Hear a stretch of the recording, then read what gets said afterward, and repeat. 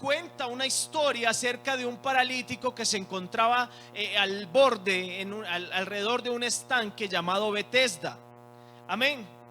Y lo que pasaba en ese estanque era algo algo extraño, y era que ahí alrededor de él habían muchos enfermos. Y de vez en cuando, porque la Biblia lo dice ahí, de vez en cuando se agitaban las aguas y alguien que corría y se metía al estanque o tomaba del estanque o se sumergía era sanado de su queja. Entonces ahí habían familias que llevaban a sus hijos lisiados, a los enfermos, a los paralíticos, a los ciegos, a los cojos, a los mudos. Todos los enfermos que querían ser sanados iban por una oportunidad en Betesda. Betesda entonces era un lugar en el que alguien que tuviera una necesidad podía llevarse una buena recompensa. Betesda entonces era ese lugar donde pasaban cosas especiales. Betesda era un lugar de bendición para muchos. De bendición para muchos. Usted pudiera haberle preguntado en aquel tiempo a uno de los que había sido sanado: ¿oíste qué significa Betesda? Y él va a decir: no, ese es el lugar de mi milagro, es el lugar donde Dios, donde fui sanado, es el lugar donde se me restituyó mi salud, donde me sané de la lepra. Es un lugar de bendición. Pero había ahí un paralítico que hacía 38 años estaba paralítico. La Biblia no es muy específica en decirnos cuánto tiempo llevaba el paralítico yendo a Betesda, pero me imagino que mucho tiempo. Me imagino que llevaba tiempo ahí. Entonces la Biblia nos narra esa historia, ese pasaje tan hermoso. Y antes de seguirle contando ese pasaje, quiero decirle que Betesda literalmente viene del hebreo y significa casa de las olivas. Otro significado de Betesda, que viene del hebreo basás, significa casa de la gracia, casa de la misericordia. Betesda también significa casa del derramamiento. Entonces era un lugar de misericordia. Su nombre mismo lo decía: Betesda es casa de misericordia. Y me sorprende un poco que aquel paralítico sabía su condición. Él sabía que muchos eran sanados en ese lugar. Sabía que ese estanque era un lugar donde milagros ocurrían. Sin embargo, no sabía lo que significaba ese lugar. Pensaba que era un lugar para los milagros ajenos. El paralítico pensaba que era un lugar para la alegría de otros. Después de 38 años estaba acostumbrado a ver saltar a muchos cojos. Después de 38 años estaba acostumbrado a escuchar los gritos de júbilo de otros que habían sido sanados. Pero para él no. Para el paralítico ese lugar, él no sabía que ese lugar, que en el lugar en el que se encontraba significaba casa de la misericordia.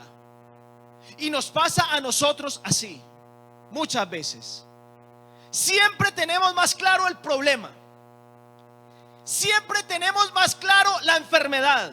Siempre tenemos más claro la necesidad. El paralítico sabía que estaba paralítico.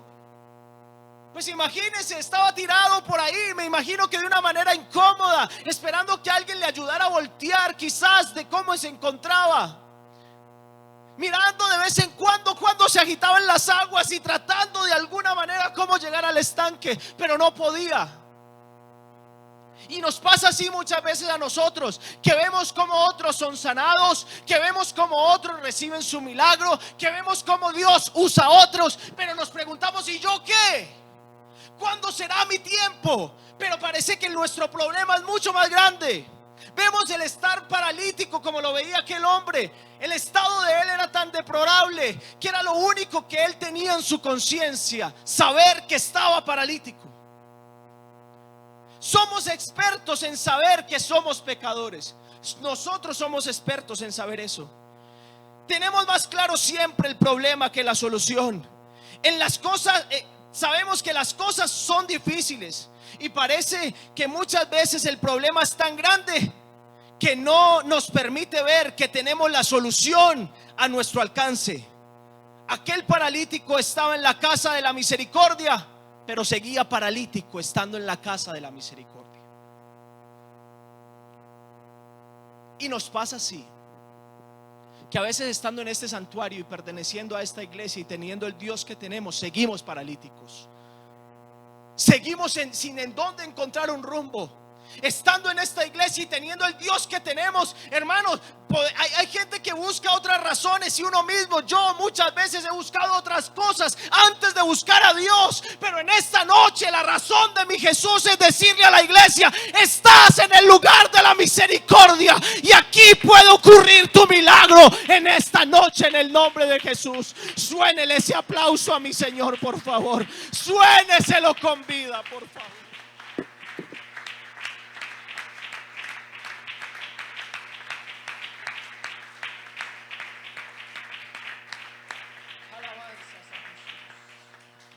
Alabanzas a Jesús. Nos pasa que en muchas ocasiones condicionamos a Dios. Ahorita me llevé una reflexión tremenda con mi esposa en la casa. Mi esposa es la persona que mejor me ha aconsejado a mí en la vida, porque ella lo hace sin tapujos y conociendo el problema. Porque acá todos nos ven muy bonito, a todos se ven muy bonito acá, pero nadie sabe qué es lo que está en la casa. Solamente su círculo, ¿cierto que sí? Su esposa, su esposo. Solamente el círculo familiar es lo que sabe que ocurre en la casa. Y mi esposa es la persona que mejor me ha aconsejado, que me ha llevado a momentos en que yo le he tenido que pedir perdón a Dios por cosas que uno hace. Y ahora, mis hermanos, les cuento que yo estaba preocupado porque yo estaba al tanto de una situación del piano, y me imaginaba que no iba a estar el hermano José para tocarlo. Y a uno como predicador, pues se lo digo de verdad, a uno como predicador, a uno le hace a veces falta el piano, ¿cierto? Para que lo acompañe, para que se sensibilice un poquito la iglesia o la gente, para que... Hay gente que dice que el piano también es como que le están diciendo a uno: termine rápido, ¿cierto? Pero yo sé que José no es así conmigo. Entonces yo estaba un poquito preocupado por eso, y mi esposa callada. Y yo le decía: no, mi amor, vea, hoy no va a haber pianista. Hermano, y uno es así. O sea, se lo digo, uno comete esos errores, pero yo no sabía que lo estaba cometiendo. Cuando mi esposa después de un silencio me dijo: te voy a decir algo. Y yo: dígame. Lo que estás haciendo es un error. Yo: ¿por qué? Me dijo: porque estás condicionando a Dios a tu amaño. Lo que quiere decir entonces que si no hay pianista no pasa algo. Te estás metiendo en la soberanía de Dios, porque si Dios decide bendecir un lugar, Él lo hace y ya, sin ningún medio. Solamente es que Él esté y listo. Oiga, y me puso a reflexionar eso, y me dijo otra palabra, me acabó de rematar. Me dijo: la Biblia dice que donde hay 2 o 3 reunidos en su nombre, ahí está Él en medio de ellos. Amén. Oiga, y eso era como un látigo que me daba y me daba. Y me dijo: la Biblia no dice que donde hay 2 o 3 y un piano. La Biblia no dijo donde hay 2 o 3 y los cantantes. La Biblia dice donde hay 2 o 3 que en su nombre se reúnen. Y yo creo que aquí habemos un grupo que estamos reunidos en el nombre de Jesús. Y si estamos reunidos en el nombre de Jesús, hoy puede pasar algo especial, porque Él está en medio nuestro. Entonces no condicionemos a Dios, no lo condicionemos. En muchas ocasiones nos llegan ciertas circunstancias que parece que no habrán solución. Este hombre llevaba paralítico por años y veía como otros eran sanados, menos él. Parecía que la misericordia no era para su caso. Parecía que era para los otros el milagro. Para el paralítico, Betesda no significaba casa de misericordia. Para el paralítico, Betesda significaba la casa de la impotencia, la casa de la humillación, la casa del estancamiento, porque nada pasaba con él en el estanque. Otros que estaban menos enfermos que él arrebataban el milagro, porque yo me lo imagino de pronto un día que no había mucho enfermo por ahí y se agitaron las aguas y él tratando cómo llegar, y llegaba un cojo y se le metía primero, ¿cierto que sí? Y era sanado el cojo. O un día estaba muy cerquita del estanque y veía para todos los lados y voy a esperar a que se agite el agua. Cuando de repente llegó un mudo corriendo y se llevó el milagro y salió gritando del estanque. Entonces Bethesda para él era un lugar de humillación. Pero lo más tremendo, mis hermanos, es que aunque para el paralítico era un lugar difícil, él permanecía ahí. Él seguía en el estanque. Y esto me deja una gran reflexión.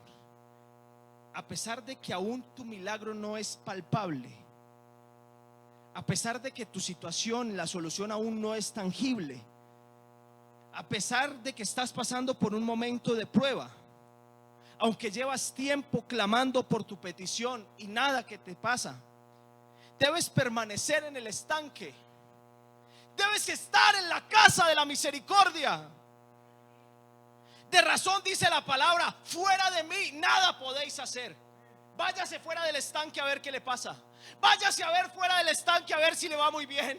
Váyase fuera de la iglesia, de este santuario, de este recinto, de la comunidad, de la congregación, de la palabra. Váyase a ver cómo le va. Le va uno mal, uno termina vuelto nada. Pero en esta noche, gracias a Dios por la palabra que nos está incitando a permanecer en el estanque, a permanecer en la casa de Dios, a permanecer. A permanecer.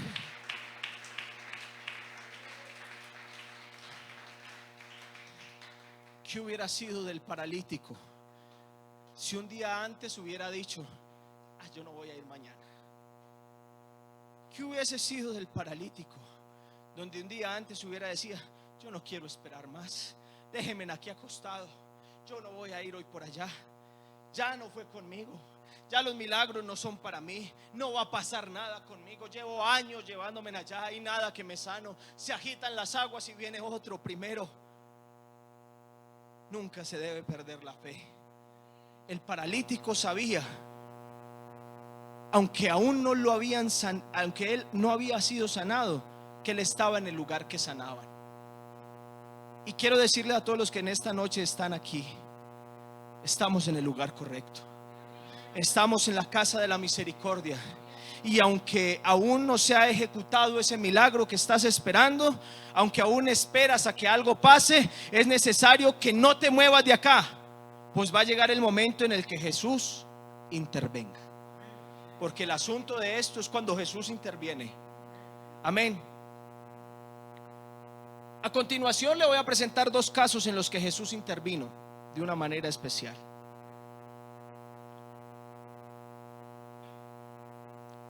En una ocasión, para una pareja de esposos, se había acabado la celebración. Sus bodas, que eran motivo de gozo, ya iban a ser motivo de vergüenza. Porque en la antigüedad, para los hebreos, el matrimonio era una cosa tremenda, porque duraban 7 días en fiesta. 7 días. Oiga, qué pecado el esposo, todo lo que le tocaba. 7 días en fiesta, todo el mundo comiendo, tomando vino, pasando bueno, compartiendo. Dormían hasta ahí en el lugar de la celebración, y los que no volvían al otro día. Pero era una ceremonia tremenda. 7 días de fiesta. ¿Y cómo es que a la mitad de la fiesta se quedaron sin vino? Oiga, la preocupación de esos esposos: ¿qué vamos a hacer? No sé si ya le habría acabado la plata, no lo sé. Pero si se la acabó es porque no compraron lo suficiente. ¿Cierto que sí? Entonces les llegó la preocupación. A la mitad de la fiesta se terminó el vino, a la mitad de la fiesta terminó la festividad.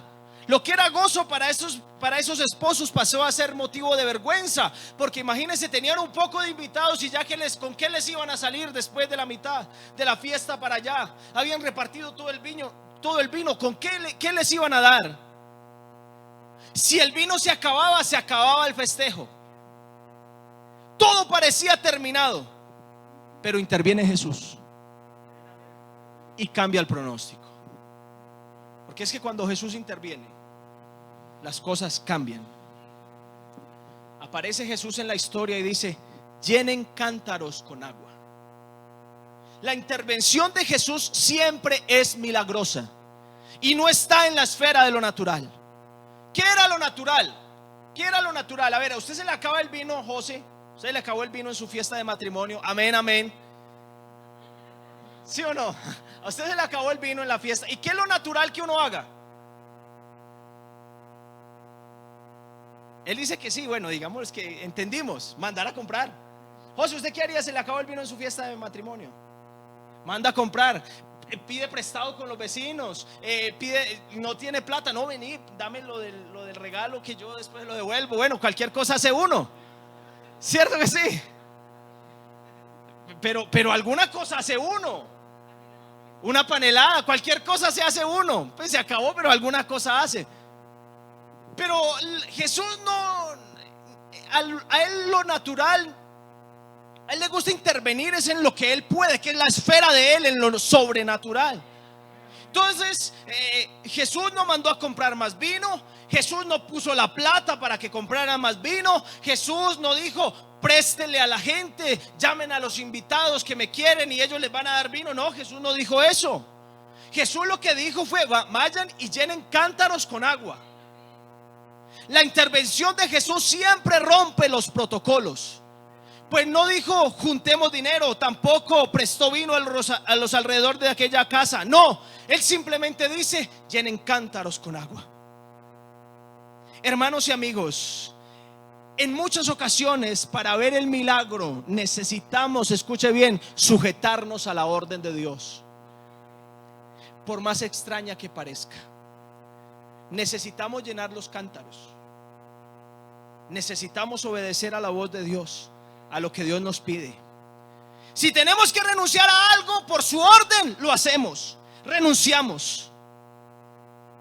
Si tenemos que hacer algo, pues lo hacemos, porque Él nos lo dijo. Y siempre es mejor esperar en Dios que esperar en el hombre. Si Dios nos dice que tenemos que dejar algo, que soltar algo, soltémoslo. Porque Dios muchas veces nos, oiga bien lo que le voy a decir, por favor. Dios muchas veces nos quita cosas que nunca imaginamos perder. ¿Pero sabe para qué? Para darnos cosas que jamás imaginamos tener. Amén, amén, gloria a Dios. Cosas que nunca imaginamos tener. De razón dice la palabra: cosas que no han subido de corazón de hombre son las que Dios tiene preparados para los que le aman a Él.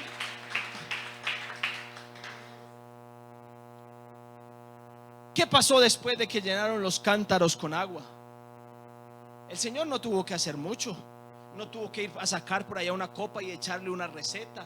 No tuvo que preparar especias y echarle unas maticas al agua. No, llenaron los cántaros, obedecieron a la palabra de Dios y le dijo: llévele al maestresala. ¿Usted se imagina los que trajeron los cántaros? ¿Qué le voy a llevar? Le voy a llevar agua. Le voy a llevar agua. Pero obedeció. Obedeció. Y yo no sé si fue en el transcurso, yo no sé si fue inmediatamente, pero cuando le llevaron el agua, el maestresala la probó y dijo: este es el mejor vino de toda la fiesta. Qué bendición estos esposos que dejaron y reservaron el mejor vino para lo último de la fiesta. Y mis hermanos y amigos, en esta noche quiero decirle: Dios tiene reservadas las mejores cosas para nosotros, los que estamos aquí. Las tiene reservadas para nosotros. Alguien que lo aplauda, mi Señor, por favor, con vida.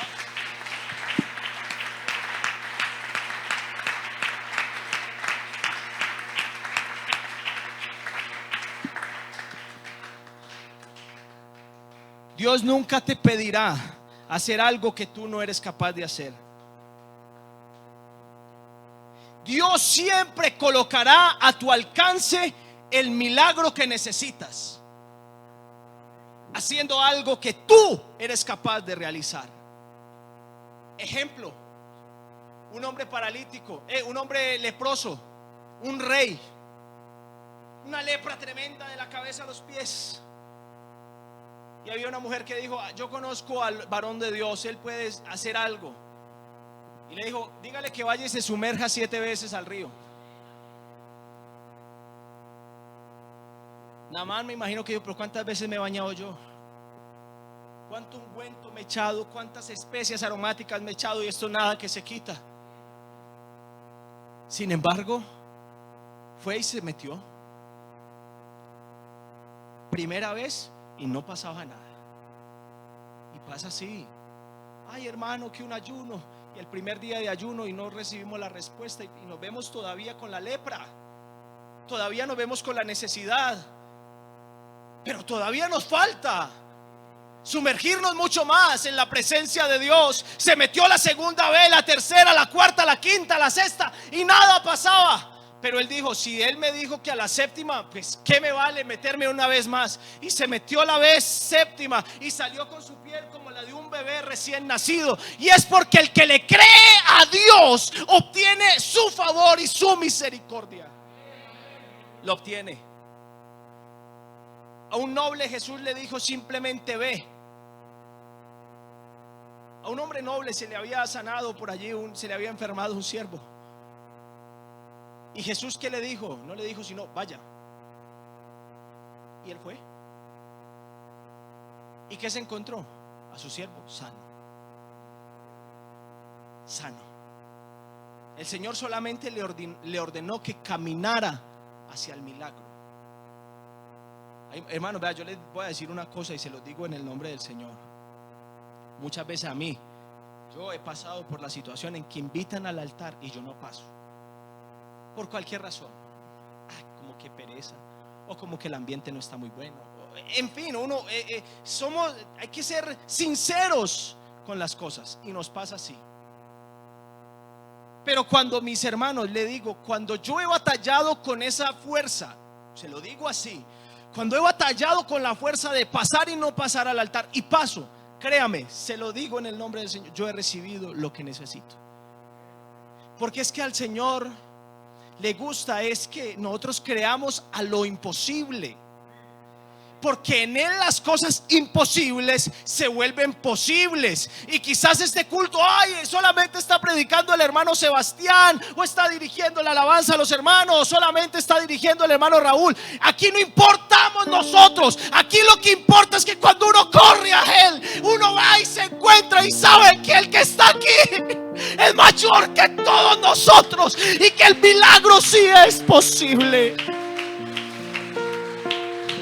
Sí es posible. Ay, hermano, es que yo me llené en la programación de Cielos Abiertos. Ay, hermano, es que qué predicación la del hermano Isaí. Ay, hermano, es que qué predicación la del hermano Farid. Ay, hermano, ya ¿quién va a igualar esos mensajes? Le voy a decir una cosa, no hay quien los iguale, pero sí tengo al Dios que ellos mismos predicaron, y es el mismo Dios que en esta noche está aquí y te está hablando a ti para que acudas a Él y reclames tu milagro.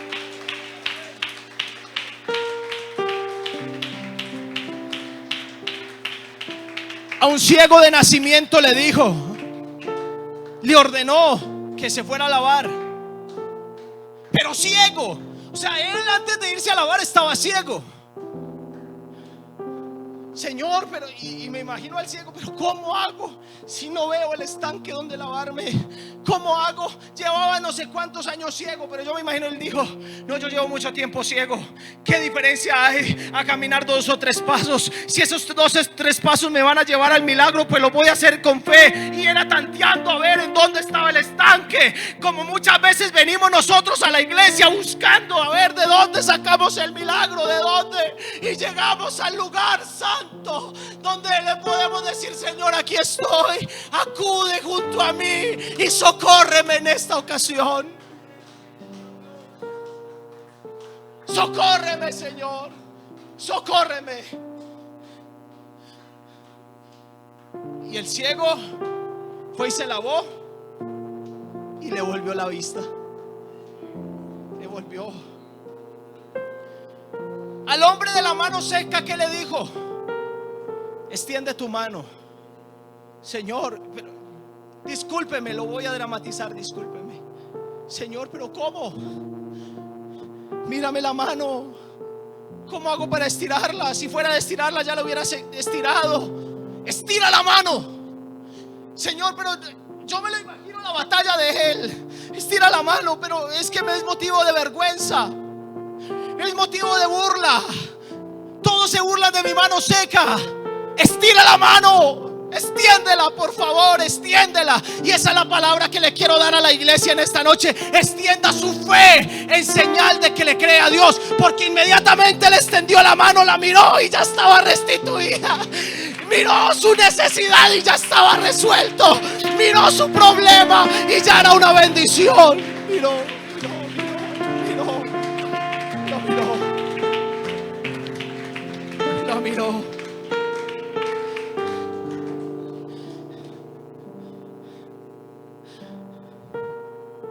Queremos mirar el milagro hoy. Sumérjase las 7 veces en la presencia de Dios. Venga caminando a su milagro. Lávese, extienda su mano seca, pero hagamos algo de lo que Dios nos dice, por favor. Hagamos algo de lo que nos dice.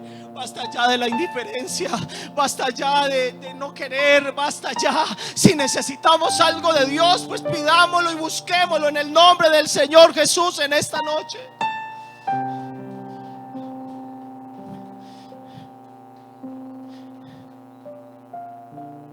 Para cierta mujer, su vida estaba sentenciada a muerte. Fue sorprendida en el acto mismo del adulterio.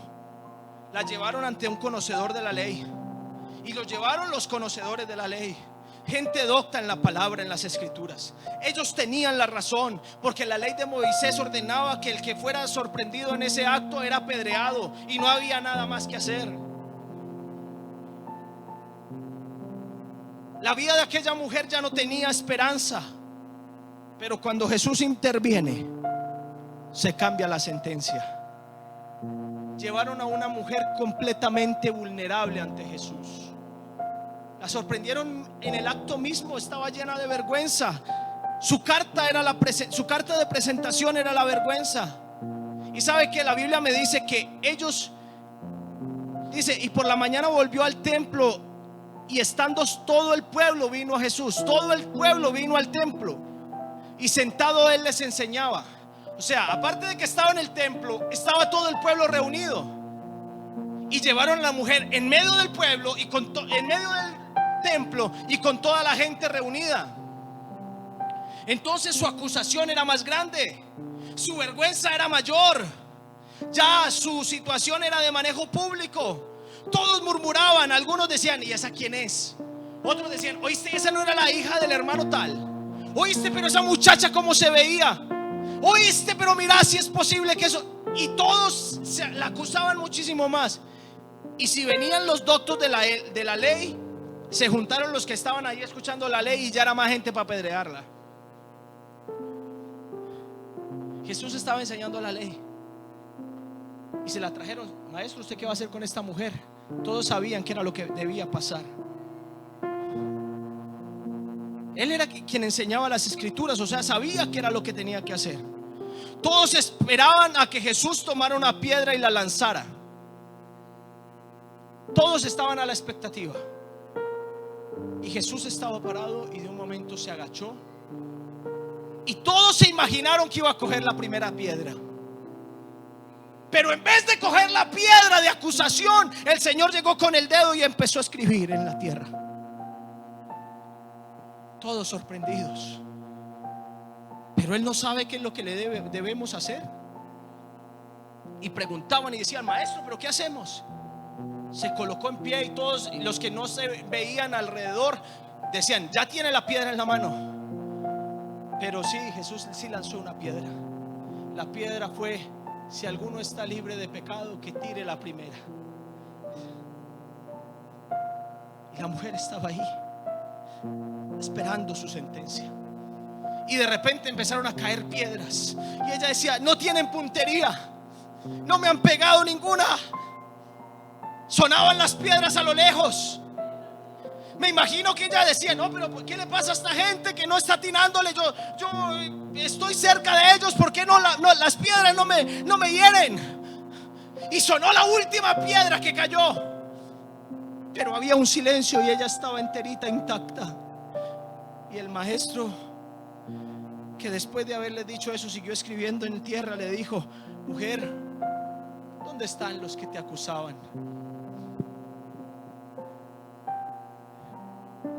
¿Alguno de ellos te hizo algo? Jesús sabía que nadie le había hecho algo. Jesús lo sabía. ¿Para qué le preguntó Jesús a esa mujer si le habían apedreado? Para que de su boca saliera que no.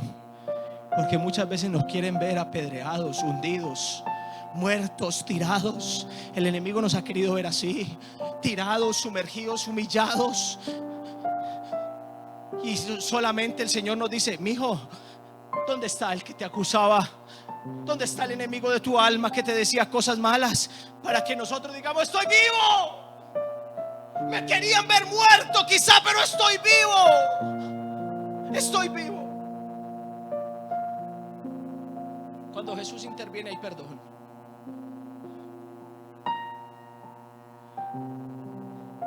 Necesitamos que hoy salga de nuestro labio: sí es posible. Yo voy a invitarlos a que alguien que se siente identificado con este mensaje pase a este altar en esta noche, en el nombre del Señor Jesús.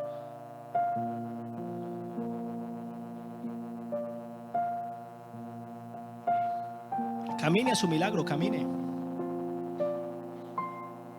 Nadie sabe la sed con la que la gente bebe. Nadie sabe la sed con la que gente bebe. Nadie sabe la situación, nadie sabe el problema de las personas. Nadie lo conoce.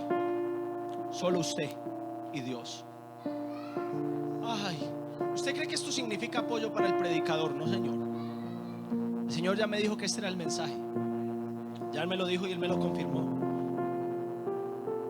Pero el mensaje es lanzado para que vaya y surta el efecto que Dios quiere hacer.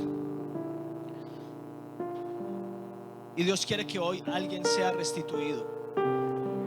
Dios quiere eso. Dios quiere que hoy alguien sea restituido al servicio. Restituido al servicio. Alabanzas al Señor Jesús. Cuando Jesús interviene, se mete en medio del horno de fuego, como con Ananías, con Misael y Azarías, que a veces les decimos los nombres que le puso Nabucodonosor. A veces les decimos Sadrach, Mesach y Abednego, y esos son los nombres que les pusieron. Pero los de ellos eran Ananías, Misael y Azarías. Cuando Jesús interviene, cierra la boca de los leones. Cuando Jesús interviene, camina contigo, como lo hizo con los caminantes de Maús. Cuando Jesús interviene, las redes se llenan, como en la pesca milagrosa. Cuando Jesús interviene, te tienes que caer del caballo para servirle, como pasó con Pablo. Cuando Jesús interviene, se sacia la sed, como Él lo dijo: el que tenga sed, venga a mí y beba, y de su interior correrán ríos de agua viva. Cuando Jesús interviene, lo muerto vuelve a la vida, como pasó con Lázaro. Cuando Jesús interviene, se parte la historia a la mitad. Por eso estamos antes de Cristo y después de Cristo, porque Él se metió en la historia. Cuando Jesús interviene, se perdonan pecados, como en la obra del Calvario. Cuando Jesús interviene, llega la salvación a tu casa, como pasó con Zaqueo. Cuando Jesús interviene, se calma la tempestad, como aquella ocasión en la barca. Cuando Jesús interviene, se abren los oídos y se desata la ligadura de la lengua, como la sanidad de aquel hombre sordo y mudo. Ahora necesitamos que Dios intervenga en nuestras vidas. Por eso, en el nombre del Señor Jesús, yo le voy a invitar a los que no han pasado aquí que se coloquen en pie y vamos a orar para que Dios, mis hermanos, a los que no han sentido el deseo de pasar aquí, no se preocupe, tranquilo. Yo sé que Dios puede intervenir, yo sé que Dios lo puede hacer, pero yo en esta noche voy a orar a Dios, porque esta es la palabra que Él me ha dado, que trajera a la iglesia, y estoy seguro que está surtiendo el efecto para la que Él la envió. Señor Jesús, gracias te doy por tu amor y tu misericordia, Señor. Entre ayer y hoy, Señor Jesús, has colocado este mensaje en mi vida, Señor. Me decías, Señor, cosas tan hermosas como las que se han predicado. Señor, en el nombre de Jesús, yo quiero, Señor, que aumentes nuestra fe, que extendamos nuestra mano para recibir el milagro, Señor. Señor, que se desaten las ligaduras de la lengua de los que están mudos, Señor Jesús. Que se destapen los oídos de los que están sordos, Señor. que la acusación que hay para algunos, Señor Jesús, retroceda en el nombre de Jesús. Y tú has colocado en mí, Señor, un deseo de decir que hay alguien que quiere y que necesita que su servicio sea restituido en el nombre de Jesús. Pues hay noticias para ese que me está escuchando. Dios ha decidido restituirte, y te restituirá con anillo, y te restituirá con un efod de lino. Te va a restituir como su hijo en el nombre de Jesús. Ahora, Dios mío, en tu nombre santo, te agradecemos por tu palabra, te agradecemos por lo que has hecho, por lo que harás, y porque en el nombre del Señor Jesús confiamos en tu bendición. Te lo pedimos en el nombre glorioso de Jesús y decimos amén en tu nombre. Amén.